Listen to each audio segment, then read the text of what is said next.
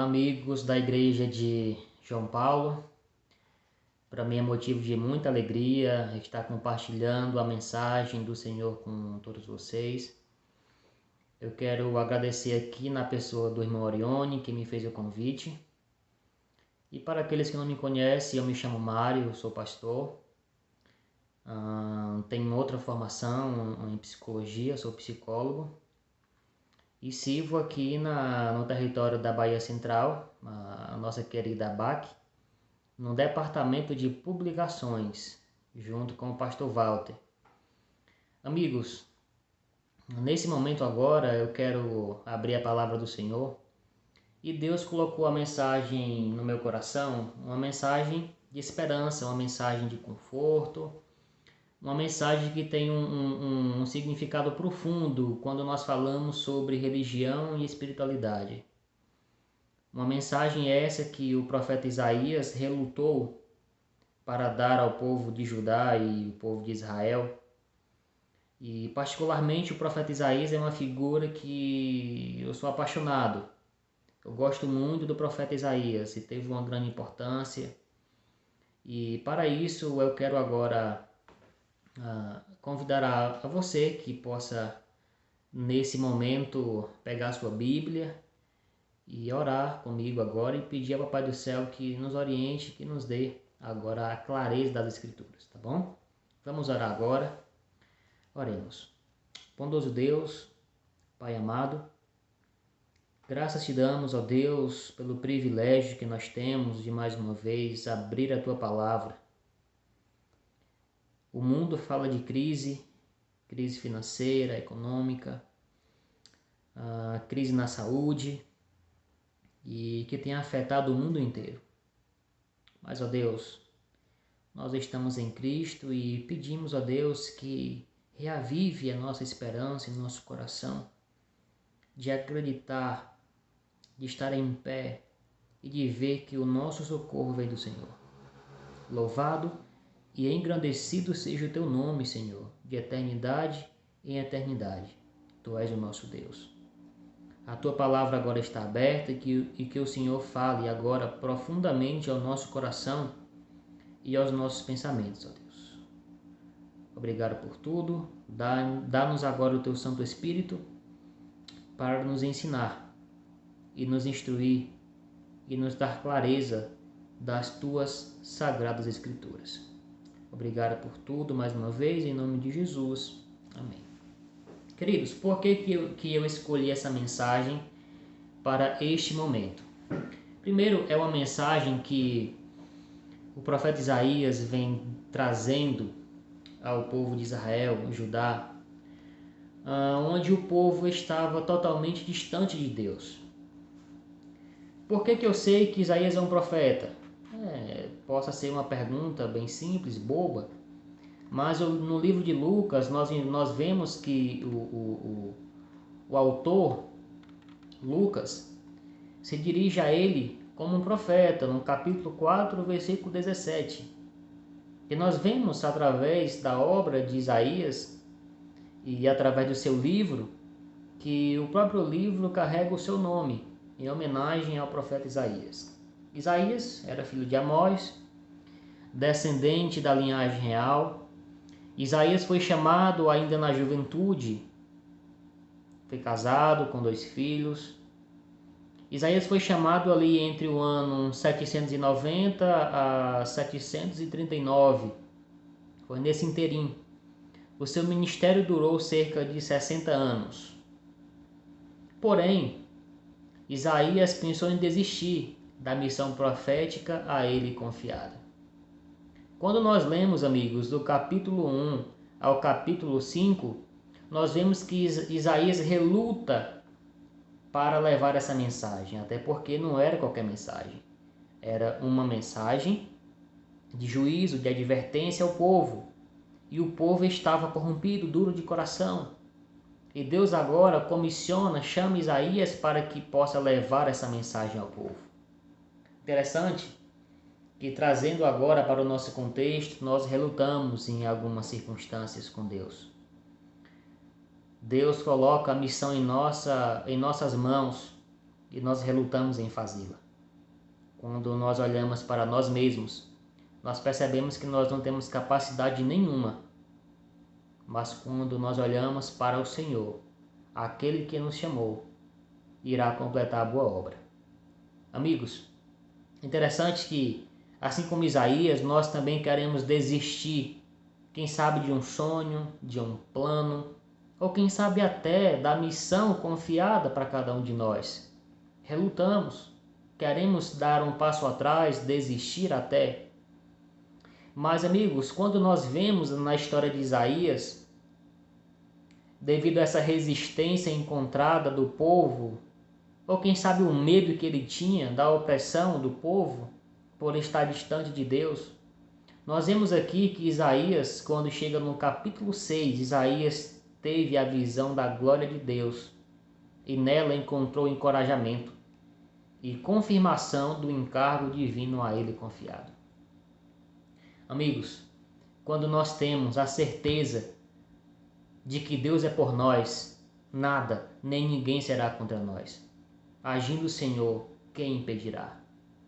Amigos, eu posso estar falando para alguém agora nesse momento de que Deus confiou uma obra, Deus confiou a pregação, Deus confiou planos, sonhos, metas, propósitos, e deve estar olhando para si e não está vendo capacidade nenhuma. Do capítulo 1 ao capítulo 5, Isaías reluta, resiste, mas no capítulo 6, ele entende que aquele que chamou irá capacitá-lo. Isaías agora entende que é Deus que está chamando, e se ele está chamando, ele cuidará. Mas para que você possa entender essa mensagem, eu quero primeiramente contextualizar e depois propriamente ir para o verso que eu escolhi para nós meditarmos nesse momento. Veja só. Quando nós lemos o profeta Isaías, do capítulo 1 ao capítulo 5, nós vemos ali algumas características que Isaías vem enumerando da nação de Israel. Mas antes delas, eu quero enfatizar 3 coisas. Primeiro, Isaías foi chamado em um mundo conturbado. E nós estamos assim, em um mundo de crise e instabilidade. Uma época de perigo e crise, e onde o povo estava trilhando caminhos de pecado. 3 características do momento onde Isaías foi chamado. Amigos, nós estamos vivendo em um mundo conturbado. Nós estamos vivendo em uma época de perigo e crise. Nós estamos vivendo onde uma sociedade está distante de Deus, trilhando caminhos de pecado. E Deus está levantando homens e mulheres, eu e você, para proclamar a última mensagem de advertência a esse mundo. Louvado e engrandecido seja o nome do Senhor por isso.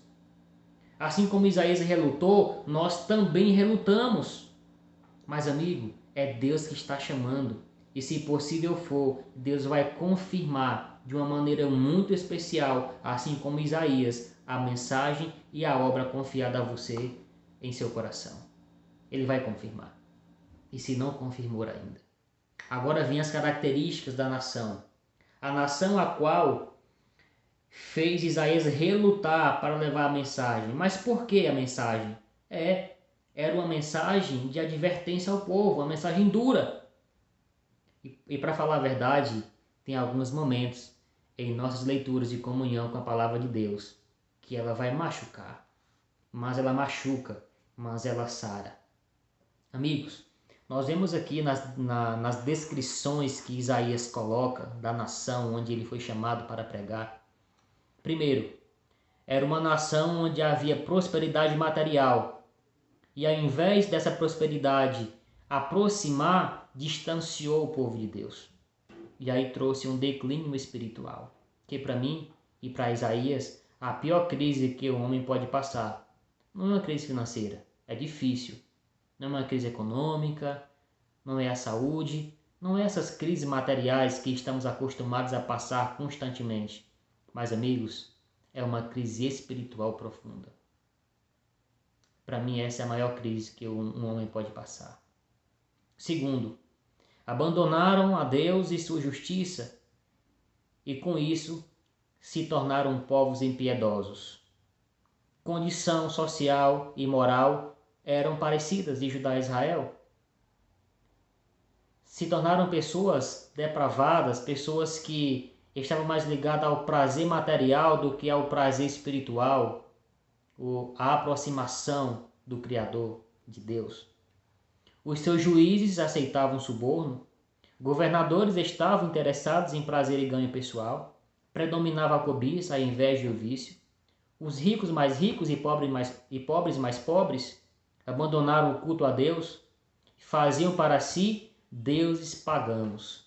Amigos, à medida que eu estou descrevendo aqui a nação, o povo, a qual Isaías foi chamado por Deus para pregar, para levar a mensagem de advertência. Você está vendo aqui algum paralelo com a nossa geração, com a nossa sociedade atual?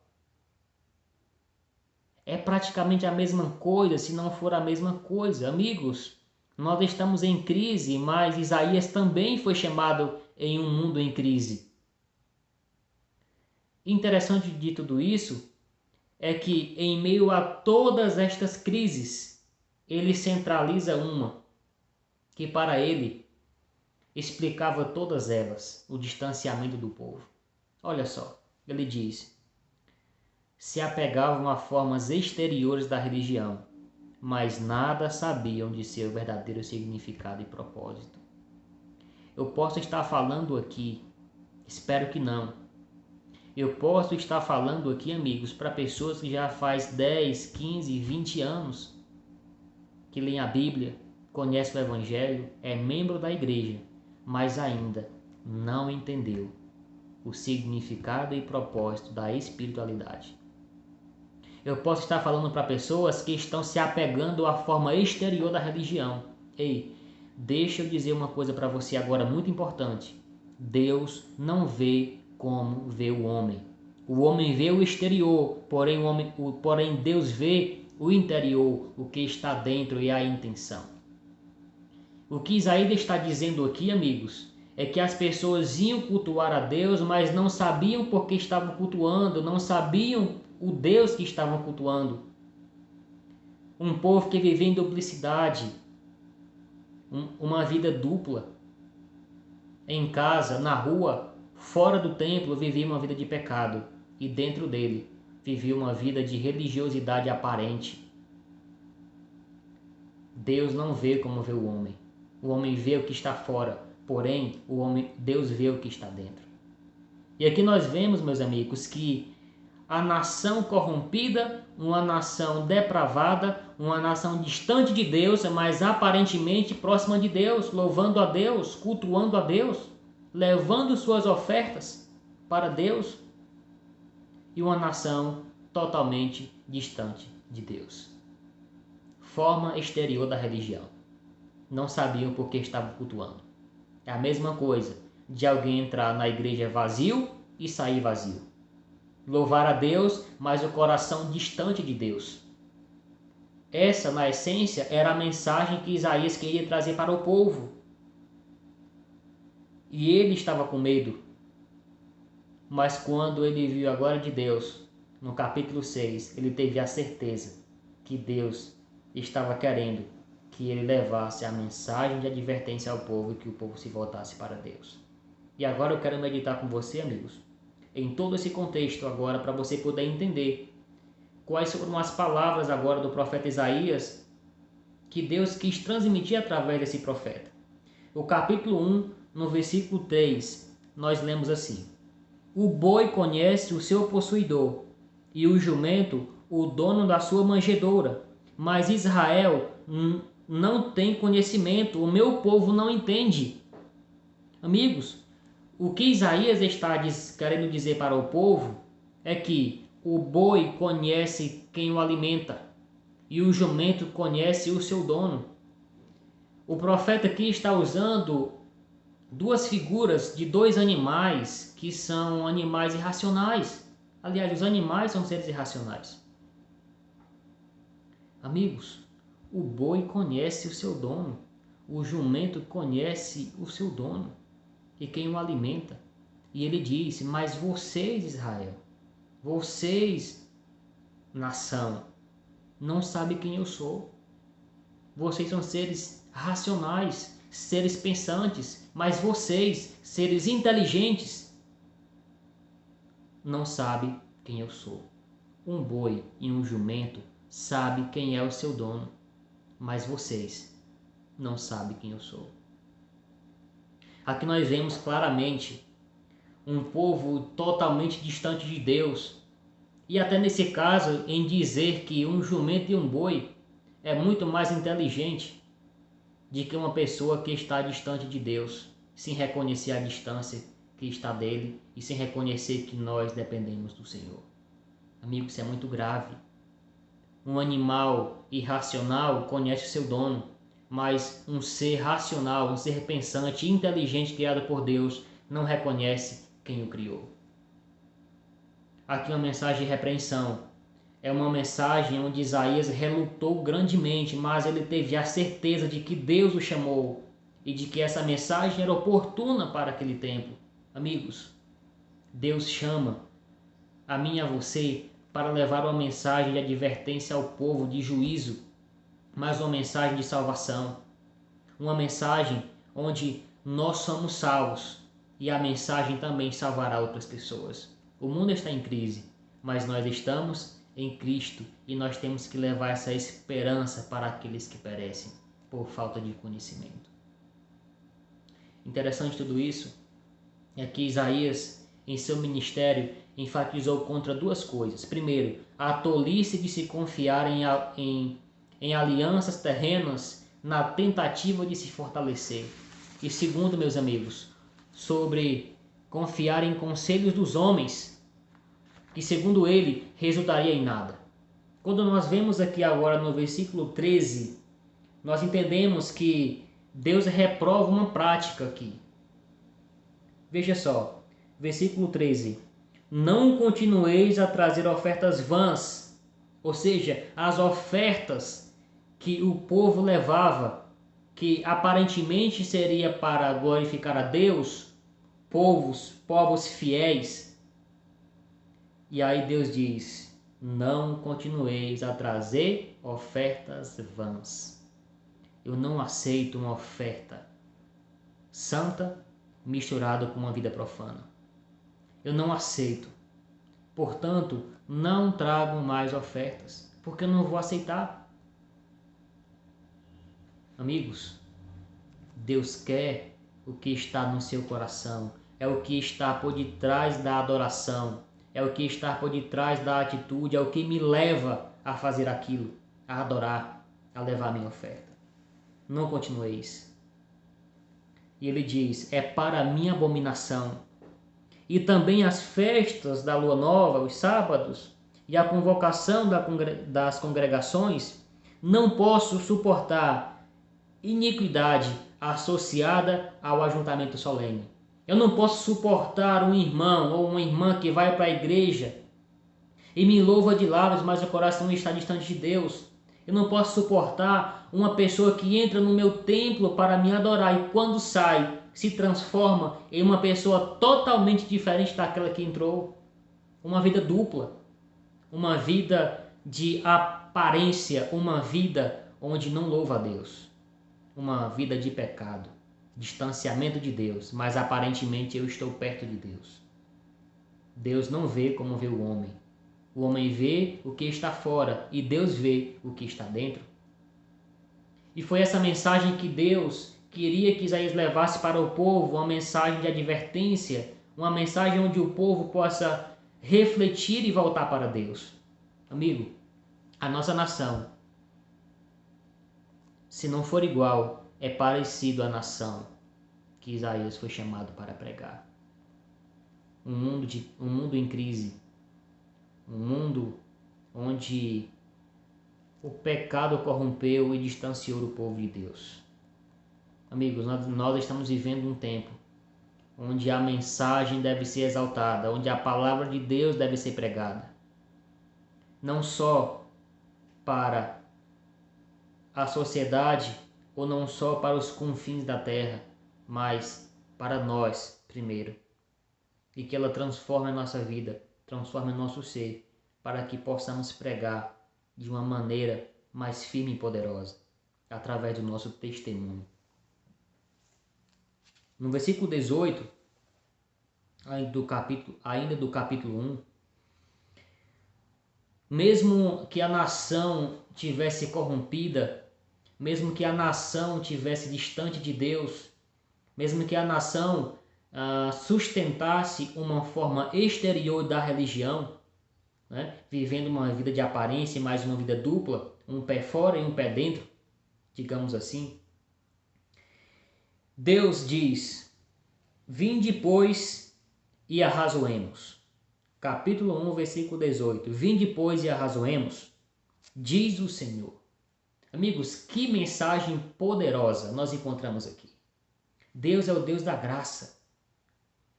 Ei, não existe pecado que Deus não possa perdoar. Pecado confessado é pecado perdoado. Não existe distância para Deus. Não existe o quão distante você está de Deus ou quão distante você andou para se distanciar dos caminhos de Deus. Não interessa agora. Deus diz: vinde, pois, e arrazoemos, diz ele, diz o Senhor. Agora eu te pergunto, o que é arrazoar? Amigos, quando nós olhamos para o texto, nós entendemos que arrazoar é conversar, é argumentar. Aqui nós entendemos onde os juízes aceitavam subornos, os governadores estavam humilhando a nação, roubando a nação, uma crise também política. Nós vemos a depravação do pecado, fazendo outros deuses pagãos para adorar, sustentando uma forma exterior da religião, os ricos mais ricos e pobres mais pobres, uma prosperidade material que, ao invés de aproximar, distanciou o povo de Deus. Estas eram as características da nação e é parecida com a nossa nação hoje também. E aí Deus diz: para esta nação, vem aqui, vamos conversar. Vinde, pois, e arrazoemos. Vem aqui, vamos conversar. Amigos, olha como Deus é grandioso, olha como Deus é misericordioso, por mais que a nação fosse uma nação corrompida, depravada, distante. Ele diz: vem aqui, vamos conversar. Argumente comigo, conversem comigo. Amigos, a despeito de tudo que a igreja de Deus possa passar, a despeito daquilo que eu e você possamos passar, qualquer crise, Deus nos sustentará. Ele diz: vem, vamos conversar. Não existe pecado que Deus não possa perdoar. Não existe distância para Deus. Ele diz: vem aqui, vamos conversar. Amigo, está com pecado acariciado? Vem aqui, vamos conversar. Está sustentando uma forma exterior da religião? Você não entendeu ainda a essência do Evangelho? Vem aqui, vamos conversar. Ei, está angustiado, está lutando muito contra o pecado e não tem conseguido? Ei, vinde, pois, e vamos conversar. E aí ele complementa: ainda que os vossos pecados sejam como a escarlata, eles se tornarão brancos como a neve. Ainda que sejam vermelhos como o carmesim, se tornarão brancos como a lã. Amigos, aqui eu vejo a graça, a misericórdia infinita de Deus tentando salvar o homem do pecado. Louvado e engrandecido seja o nome do Senhor. Amigos, para encerrar, Isaías tinha uma esperança no coração. E ele dá uma solução clara para o pecado e para o distanciamento da sua nação. Primeiro, Isaías aponta que a solução clara, duas soluções claras. Primeiro, deposite sua confiança em Deus e prevaleça em meio à luta e à tempestade e à crise. Segundo, encontre força na presença de Deus. Mesmo com toda a ruína, Isaías acreditava em um remanescente que seria fiel ao Senhor e que por isso ele seria salvo. Amigos, eu tenho esperança em que, em meio a uma nação corrompida, distante de Deus, eu acredito que dentro dela há um remanescente e ele será salvo. Amigos, Isaías se refere a Deus como o Santo de Israel. Ele cita esse termo 25 vezes. Se ele é santo, seu povo também tem que ser santo. Deus chama a santidade. Deus não pode suportar um culto religioso ao pecado acariciado. Não podemos servir a dois deuses. Ou nós servimos a Deus, ou servimos a Satanás. Amigos, nós não podemos sustentar uma forma exterior de religião, até porque ela é totalmente diferente de espiritualidade. Deus não vê como vê o homem vê o externo, porém Deus vê o que está dentro, a intenção. Amigos, vamos nos voltar para Deus. Isaías é conhecido como um profeta messiânico e com justiça, até porque ele é o autor que mais cita o termo Santo de Israel. É nesse livro que nós encontramos a descrição mais comovente do sofrimento de Cristo, no capítulo 53. É nesse livro que nós encontramos uma das figuras mais reveladoras sobre a grandeza e bondade de Deus. É nesse livro que nós encontramos também a missão da igreja. É nesse livro que nós vemos que Cristo viria como luz para os gentios e alcançaria até as extremidades da terra. 49:6. É nesse livro que nós vemos que Deus chama Sião a despertar. 52:1. É nesse livro que nós vemos que Isaías foi o único profeta a ter uma visão clara da santidade e grandeza de Deus, da pessoa e missão de Cristo e do propósito glorioso de Deus para a sua igreja. Amigos, Isaías acreditava, em meio a uma nação corrompida, ali dentro haveria um povo fiel, temente a Deus. E eu acredito que estamos vivendo em um tempo de crise e instabilidade, mas existe um povo fiel a Deus. Amém? Louvado e engrandecido seja o nome do Senhor. Seus escritos é conhecido como obra-prima de todos os escritos proféticos, porque ele aponta para Cristo. Amigos, vamos despertar. Vamos despertar. Em meio a todas as crises que nós possamos enfrentar, a pior delas é a crise profunda espiritual, o distanciamento de Deus, e achar que nós estamos enganando a Deus. Nós podemos até enganar os filhos, a esposa, o esposo, os amigos, os membros da igreja, mas nós não enganamos a Deus. Amigos, eu os convido agora para despertar. Essa é a mensagem que Deus quer que levemos para o mundo. E essa é a mensagem que Deus prega para a sua igreja hoje. Vamos louvar ao nosso Deus de coração. Deus é Espírito, e chegará um tempo em que seus adoradores o adorarão em espírito e em verdade, e esse tempo chegou. Vamos despertar. E que o Senhor te abençoe. E que o Senhor coloque no teu coração o desejo ardente de pregar a sua palavra. O meu apelo nessa noite: vamos deixar as formas exteriores da religião e vamos viver um cristianismo autêntico, uma espiritualidade profunda, uma experiência genuína com Deus, com o nosso Criador.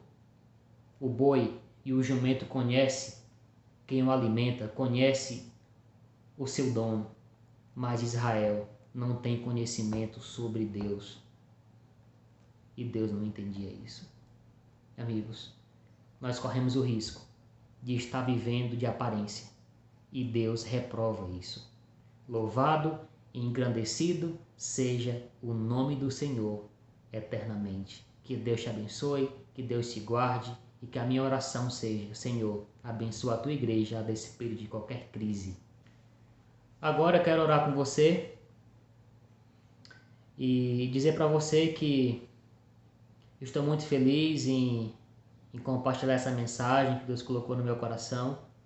E agora, em reverência, eu quero te convidar agora a orar mais uma vez. Pai bondoso, Pai amado, louvado e agradecido seja o teu nome mais uma vez, ó Deus. Por favor, Pai, nos ajuda, Senhor, a ser tementes a Ti, a tirar, ó Deus, outros tipos de deuses que nós adoramos e que o Senhor não concorda, que o Senhor é um Deus zeloso. Que possamos, ó Deus, estar mais conectados com o Senhor. O mundo está em crise. Isaías foi chamado para pregar o mundo em crise.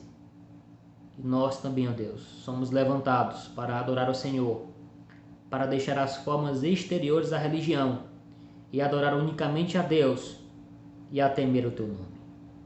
Ó Deus, nos perdoa. O Senhor nos chama para conversar. Vinde, pois, e arrazoemos. E nós estamos, ó Deus, arrazoando com o Senhor, conversando com o Senhor. Dá-nos, ó Deus, a tua misericórdia. Perdoa os nossos pecados, ó Pai. Nos purifica de toda maldade e coloca sobre nós, ó Deus, em nossas mãos a tua palavra e que possamos agora, de uma maneira muito firme e poderosa, através da obra do Espírito Santo, levar a tua mensagem para o mundo que perece, que está aflito, com medo. E por favor, Senhor, cuida de cada um de nós. Assim como Isaías teve a visão da glória de Deus e a confirmação do seu chamado, nós também, ó Deus, precisamos, ó Pai, dessa confirmação. E o Senhor tem dado através do seu cuidado. E nós temos percebido, ó Deus, que o Senhor tem guiado a tua igreja aqui na terra. Louvado seja o nome do Senhor.